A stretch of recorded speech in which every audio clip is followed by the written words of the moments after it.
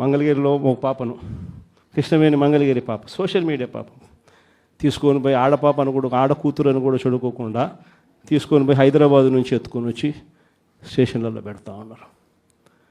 ఇంకొక పాప సుధారాణి, ఆ పాపను నెలలు ఈ స్టేషన్ నుంచి శ్రీకాకుళం నుంచి తిప్పినారు. శ్రీకాకుళం నుంచి కింద దాకా అన్ని స్టేషన్లు తిప్పుకుంటూ నెల రోజుల పాటు బెయిల్ రాకోకుండా తిప్పినారు.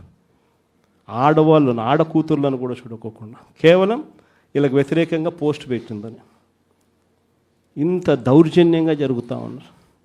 వంశీ అని ఇప్పటికి నెలన్నర అయిపోయింది. ఒక కేసులో బెయిల్ వస్తుంది, బెయిల్ వచ్చిన వెంటనే ఇంకొక కేసు, మళ్ళీ ఆ కేసులో బెయిల్ వస్తుంది, బెయిల్ వచ్చిన వెంటనే మళ్ళీ ఇంకొక కేసు. ఇప్పటికి 11 కేసులు. ఒక కేసు అయిపోయినాక ఒక కేసు, ఒక కేసు అయిపోయినాక ఒక కేసు. 2 నెలలు దాదాపుగా వంశీ ఈరోజు జైల్లోనే కనపడతాం.